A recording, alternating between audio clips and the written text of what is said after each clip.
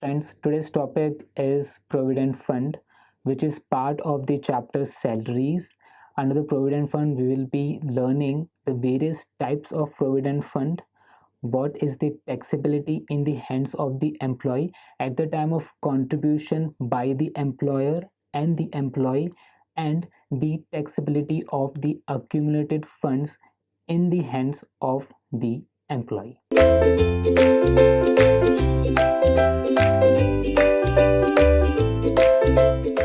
Friends, today's topic is Provident Fund. Under the Provident Fund, we will be learning what is the employer and employee contribution taxability, and the Provident Fund in a nutshell. It is, in a simple terms, it is a retirement benefit scheme in which the employer and the employee both contributes. Generally, it is mandatory. It is mandatory when the Provident Fund is applicable to the establishment. Establishment meaning where the establishment has where the employer has 20 or more employees, then they are mandatorily required to contribute to the Provident Fund scheme. So when the employer contributes, there is a contribution by employee as well, and there is a mandatory contribution. There may be a voluntary contribution also, both by the employee and the employer. The contribution rate is 12%. Anything in excess by the employer would be treated as a benefit in the hands of the employee, and it will be subject to tax. Also, any interest in excess of 9.5% per annum in the hands of the employee, the same will be subject to tax in the hands of the employee. On the screen, Provident Fund. Provident Fund, it's a retirement benefit scheme for the benefit of the employees. Employee and employer both contributes to the fund. Contribution to the fund may be voluntary as well. In this case, the contribution, in this case, the PF Act is not applicable to the establishment, being the number of employees are less than 20. There are four components to the Provident Fund, which is contribution. Contribution is by employer and employee, and second is interest. Again, the interest on the employer contribution and the interest on the employee contribution. Why these four components are important is because the taxability treatment of all these four components is different. There are four types of PF. First is recognized provident fund, second unrecognized provident fund, third statutory provident fund, and fourth public provident fund. So recognized provident fund, it should be recognized by the Commissioner of Income Tax, or it should be established under the EPF Act, which is Employee Provident Fund and Miscellaneous Provision Act. On the screen, recognition is fine, that's what we have discussed. Second is it should be governed by Part A of Schedule 4th, which is part of the Income Tax Act. This schedule covers the recognition rules, the contribution rules, and the treatment of the accumulated balance. Second is unrecognized provident fund, where the provident fund is not recognized by the Commissioner of Income Tax, or it is not established under the EPF Act, then it will be termed as unrecognized provident fund, and the taxability treatment is different for both the provident fund. Third is statutory provident fund. Statutory provident fund is governed by Provident Fund Act, which is 1925, meaning, so recognized provident fund is nothing but Employees Provident Fund and Miscellaneous Provision Act of 1952, and statutory provident fund is governed by PF Act 1925, and the same is applicable to the central government, state government employees. On the screen, for statutory provident fund, applicable to employees of government, applicable to employees of railways, applicable to employees of local authorities, universities, education institutions. Last category is public provident fund. Public provident fund is governed by PPF Act of 1968. The amount can be contributed by the individual himself on behalf of the individual, or it can be contributed on behalf of the minor child, and the amount contributed to the PPF is allowed as deduction under section 80C. Contribution to the fund can be done only by an individual himself or on behalf of the minor. Deduction under section 80C, and the interest can be generally less than or in the bracket of around 7.9% or around 8%. Now moving on to the taxability of the various types of PF. So if we take first statutory PF provident fund, in statutory provident fund the employer contribution is fully exempt, employee contribution is fully exempt, and the interest thereon is fully exempt. Under the table, tax treatment is summarized in the table below. First is statutory, so the employer's contribution is fully exempt. Deduction under section 80C, 80C it is available here, and employees contribution at the time of accumulated fund would also be exempt. Interest credited to the provident fund is fully exempt, and payment, I will move on to the next slide. Payment received at the time of retirement or at the time of termination is fully exempt for statutory provident fund. So for the provident fund taxability,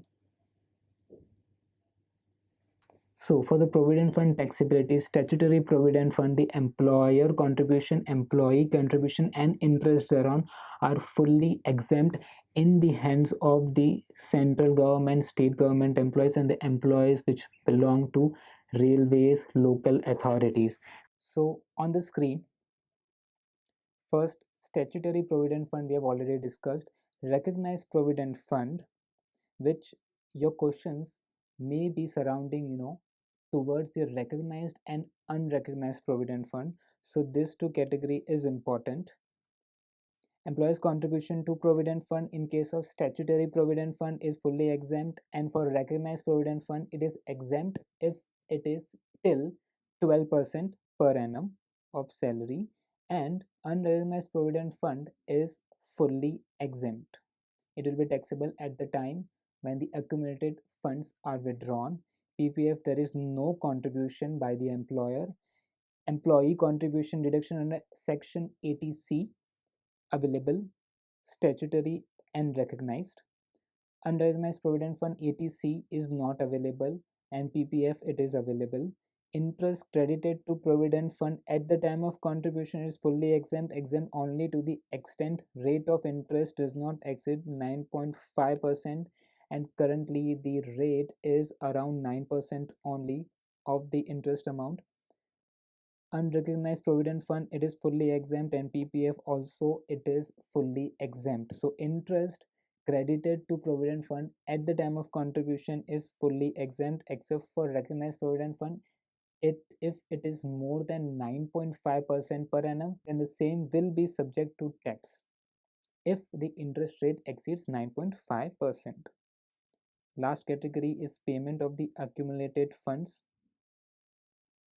Statutory provident fund is exempt. Recognized provident fund is subject to certain conditions which we will be discussing right away. And for unrecognized provident fund, except for employee contribution, all the amount are taxable, and PPF is entirely exempt. Salary for the purpose of PF calculation is basic pay, dearness if the terms of the retirement provide, if to the extent it forms part of retirement benefits, plus turnover based commission. This is the standard definition of salary then, which is for PF purpose the salary calculation is basic pay plus dearness allowance if the terms of the retirement provide, plus turnover based commission. Now moving on to the conditions for the recognized provident fund. Conditions for claiming exemption under recognized provident fund. first condition is a continuous service of 5 years, of more than 5 years, should be provided by the employee to the employer. And for calculating the continuous 5 year service, we shall calculate the 5 years continuous service shall be calculated from the previous employer also. So meaning, for 2 years an employee worked with employer A, and he is currently with employer B, for which he has provided services for 4 years. So it will be cumulatively calculated for employer A and employer B. So cumulative years becomes 6 years. Accordingly, there is a continuous service of more than 5 years, and accordingly the exemption under recognized provident fund and exemption for the recognized provident fund will be available. For this continuous years of service, there are two conditions that should be looked into practically. First is employer A and employer B both are covered establishment under EPF Act. Both the establishment, the EPF Act is applicable. And continuous service, meaning there should be continuous contribution for the period of 5 years, and there should not be gap in the number of years of contribution. So the first condition for the purpose of claiming exemption from the accumulated funds from the recognized provident fund is there should be 5 years of continuous service, and the previous employer as well as the current employer service will be counted. Second condition, the amount is transferred from the past employer to the current employer. In case of transfer, there will be no taxability. Third, where the provident fund amount is transferred to NPS account, that is the pension account under section 80 CCD, where the PF balance is transferred to NPS account, the same will be exempt. And the last category is where the person is not able to render the services beyond his control. Either his health is not permitting, or there is no employer, the employer services has been terminated, there is no employer to whom he can render the services. In those cases, in the cases of health, and where there is no employer where he can render the services of the employer, that is the business of the employer, are no longer available. In those circumstances, the circumstances which are beyond the control of the employee, in those cases he can claim exemption from the accumulated funds, from the withdrawal of the accumulated funds from the recognized provident fund. On the screen, you can see payment from recognized provident fund shall be exempt in the hands of the employees in following circumstances: if employee has rendered continuous service with his employer, including previous employer, when PF account is transferred to current employer for a period of 5 years or more. This criteria is important.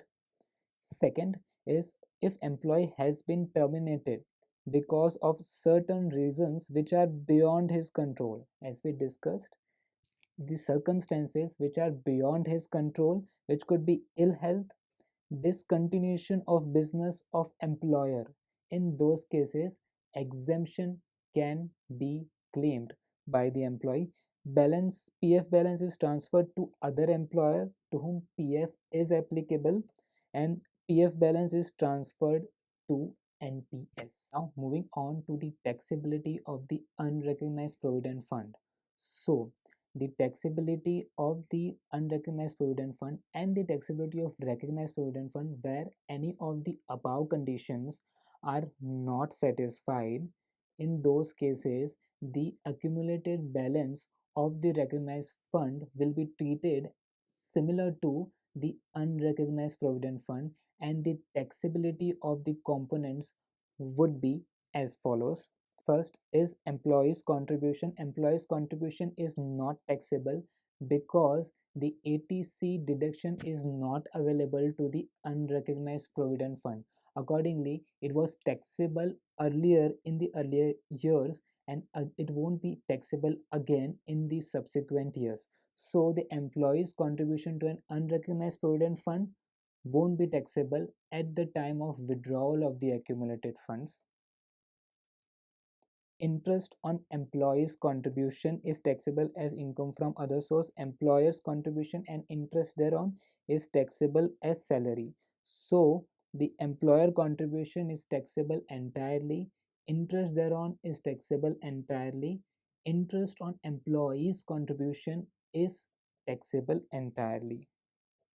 Last point, when the accumulated balance in RPF becomes taxable, the tax payable in each of the years the tax payable in each of the years would be computed as if the fund had been an unrecognized provident fund, and the difference in tax would be payable by the employee, meaning the recognized provident fund where conditions are not satisfied, it will be termed as unrecognized provident fund, and you will have to go backdated, saying that in each of the previous years you will have to calculate as if in those previous year the amount was subject to tax, and accordingly you will have to calculate the tax amount.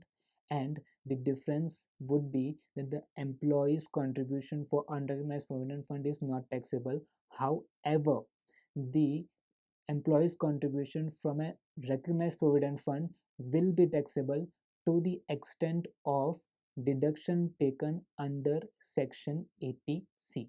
Now let's read section 10 clause 11 and section 10 clause 12, which states the exemption amount from the types of provident fund.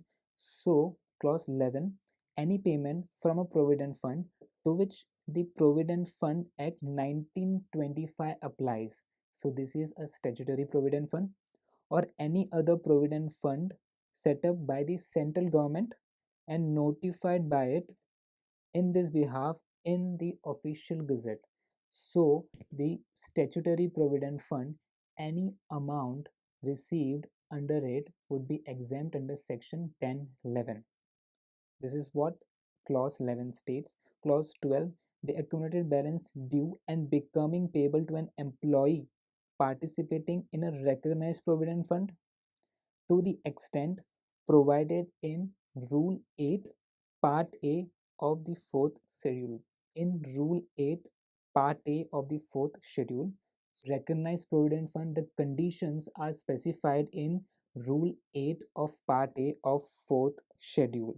So Rule 8 of the 4th schedule is mentioned here with on the screen. Exclusion from total income of accumulated balance, the accumulated balance due and becoming payable to an employee participating in a recognized provident fund and shall be excluded from the computation of his total income.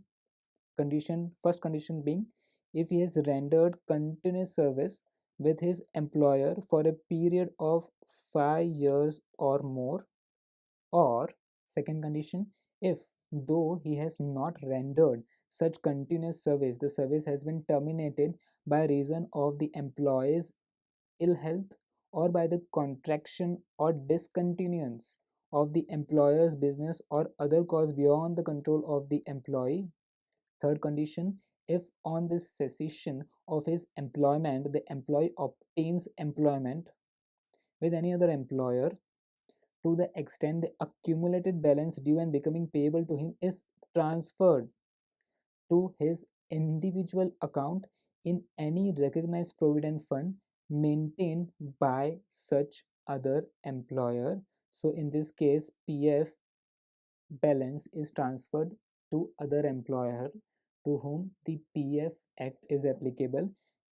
Fourth point, if the entire balance standing to the credit of the employee is transferred to his account under a pension scheme referred to in section 80 CCD and notified by the central government. Explanation, where the accumulated balance due and becoming payable to an employee participating in a recognized provident fund maintained by his employer includes any amount transferred from his individual account in any other recognized provident fund or funds maintained by his former employer or employers. Then, in computing the period of continuous service for the purpose of clause 1 or clause 2, the period or periods for which such employee rendered continuous service under his former employer or employers shall be included. So meaning, if the former employer to whom PF Act was applicable will also be taken into consideration for computing the continuous service of period, the continuous service of 5 years or more. Rule 9 of fourth schedule states the taxability of the various contributions. Clause 1.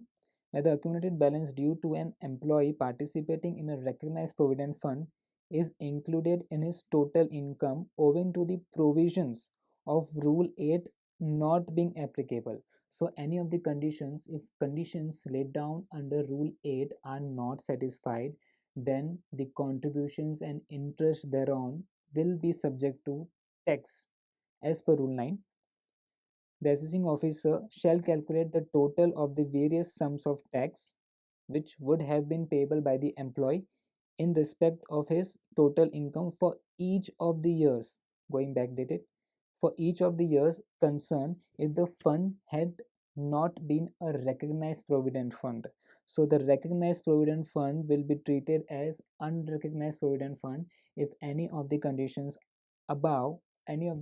of Rule 8 are not satisfied, and the amount by which such total income and the amount by which such total exceeds the total of all sums paid by or on behalf of such employee by way of tax for such years shall be payable by the employee in addition to any other tax for which he may be liable for the previous year in which the accumulated balance due to him becomes payable. Now moving on to the illustration part, there are two illustrations over here. First is Mr. X retires from service on December 31st, 2019 after 25 years of service. Following are the particulars of his income investment for the previous year. Basic pay for 9 months is 16,000 per month. Dearness allowance 50% forms part of retirement benefits, 8,000 per month for 9 months. Lump sum payment received from the unrecognized provident fund. Lump sum payment received from the unrecognized provident fund is 6 lakh. Deposits in the PPF account is 40,000. So eligible for ATC deduction of 40,000. Unrecognized provident fund entirely should be taxable 6 lakh, and the component of basic pay and DNS allowance which will be useful for calculating salary for the purpose of contribution to PF out of the amount received from the unrecognized provident fund. So here's the breakup. Employer's contribution is 2 lakh 20, interest thereon is 50,000, so 2 lakh 70,000 in total. The employee's contribution was 2 lakh 70,000, so 2 lakh 70,000 plus 2 lakh 70,000, 5 lakh 40,000 we have already exhausted, and interest would be 60,000 then. Yes, so total 6 lakh amount here is the total. What is the taxable portion of the amount received from the unrecognized provident fund? Taxable portion of the amount received from the unrecognized provident fund in the hands of Mr. X for the assessment year 2021. So, as a part of solution, here the part is unrecognized provident fund. Unrecognized provident fund will be taxable entirely at the time of withdrawal of the accumulated funds, except for the employee contribution, which is already subject to tax at the time of contribution to the fund. So at the time of withdrawal of the accumulated funds, only the employee contribution won't be subject to tax again, and all the remaining contributions, that is the employer contribution interest thereon, and interest on the employee contribution will be subject to tax. So the taxable amount in our case will be breakup of 6 lakh, employer contribution 2 lakh 20,000 entirely will be subject to tax, interest on the employer contribution which is 50,000 will be subject to tax, and interest on the employee contribution which is 60,000 will be subject to tax, and employee contribution won't be subject to tax again. So 3 lakh 30,000 will be subject to tax where the funds have accumulated funds are withdrawn from an unrecognized provident fund. What if in this question it would have been a recognized provident fund?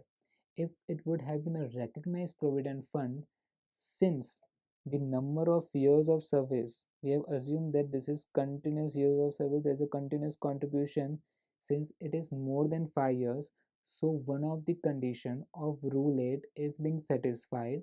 Accordingly, the contribution, the accumulated funds, withdrawal of the accumulated funds will be exempt in the hands of the employee. So all this contribution, employer contribution of 2,20,000, interest thereon of 50,000, 60,000 interest on employee contribution, as well as the employee contribution of 2,70,000 will be exempt in the hands of the employee, where the accumulated funds, where the withdrawal of the accumulated funds is from a recognized provident fund, as the number of year of service is 25 years in this case. Now moving on to the next illustration. Mr. X is working in ABC Limited and has given the details of his income for the previous year 1920. We are required to compute his gross salary. We are required to compute his gross salary from the details given below. Basic salary is 10,000 per month. DA is 50% is for retirement benefit, so 8,000 per month. Commission as a percentage of turnover. Turnover during the year is 50 lakh and percentage commission is 0.1, which would be per annum. Bonus, gratuity, his own contribution to recognized provident fund, employer's contribution to recognized provident fund, here it is 20%, anything excess of 12% per annum will be subject to tax. Interest accrued in recognized provident fund 13%, anything in excess of 9.5% per annum is subject to tax. So here we can see, before going to the solution, as part of the question, I can see certain amount over here will be subject to tax. Here the ATC deduction will be available, gratuity amount won't be taxable, bonus amount will be subject to tax, and basic, DA and commission turnover will be helpful for the purpose of computing salary, for the purpose of computing salary for provident fund. Now let's go component by component. Over here, first is basic salary. It will be taxable entirely and we need to calculate for 12 months over here. So let's do the working over here itself. First is basic pay, which is 10,000 into 12, 1,20,000. Second is DA. DA is nothing but 8,000 per month. 8,000 per month is 96,000. Then turnover. Turnover is 50 lakh, 0.1% happens to be 5,000. Fourth is bonus. Bonus is 40,000, taxable entirely. Gratuity, since the amount here is received at the time of providing services, at the time during the period of employment, the employee is still working, as you can see, is still working. He has not retired, so we won't be calculating the exempt amount since the employee is receiving the amount during the period of employment. The same will be entirely taxable. 25,006. His own contribution to the PF is entirely exempt, so 80C deduction will be available, so it won't be computed in his compute his gross salary, so it need not be included over here. So 20,000 won't be considered over here. So the employee's contribution to the recognized provident fund is exempt and is not exempt, is eligible for deduction under section 80C, and it won't be calculated under the gross salary, so it should be ignored for this purpose of solution. Employer's contribution to recognized provident fund, here we can see that it is 20% of his salary, 20% of the basic salary. However, anything in excess of 12% per annum will be subject to tax. So 8% of the basic salary ideally should be subject to tax over here.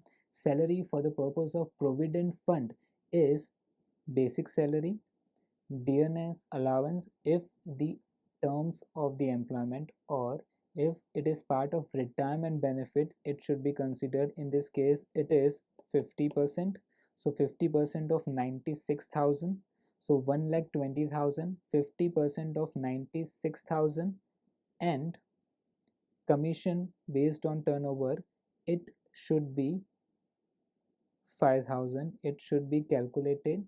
So PF basic salary 96,000 into 50% and turnover based commission at 5,000. So anything in excess of 12% of the salary, so we need to calculate it. 12% of salary, 12% of salary is nothing but PF salary is 1,20,000 plus 50% of 96,000 is nothing but 48,000 plus 5,000 turnover based commission.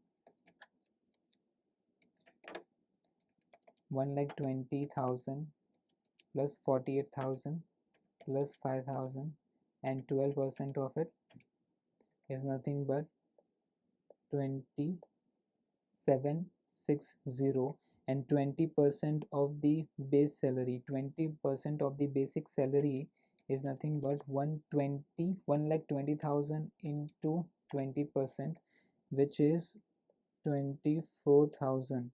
So 24,000 minus 12% of salary, anything in excess of 12% salary needs to be calculated. 2760, it is 3240, is in excess of 12% of PF salary.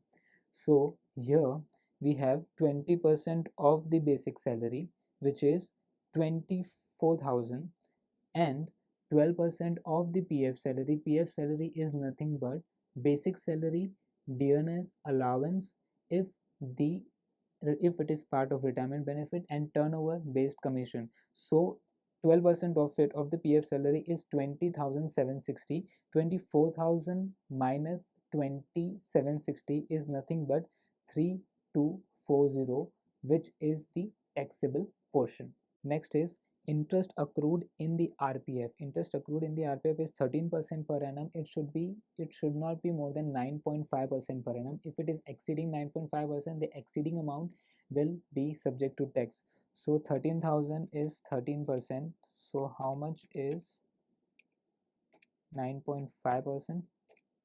Is 9,500. 13,000 minus 9,500 is nothing but 3,500. So the taxable amount in our case needs to be summed up. First is 1,20,000 basic salary, dearness allowance 96,000, turnover based commission 5,000, bonus 40,000, gratuity since received during service is taxable 25,000, excess employer contribution is nothing but 3240, excess employer contribution interest is 3,500. In total 2,92,740 is the taxable gross salary. So this concludes the taxability of the Provident Fund. In Provident Fund, we have seen there are four types of Provident Fund: statutory Provident Fund, recognized Provident Fund, unrecognized Provident Fund, and public Provident Fund. We have seen what will be the taxability of the four components: employee contribution, employer contribution, and interest thereon. And thereafter, we have covered two illustrations to determine the taxability of the unrecognized provident fund, recognized provident fund, and determining the gross salary where the contribution by the employer is in excess of 12% and where the interest being credited is more than 9.5% per annum. Thank you.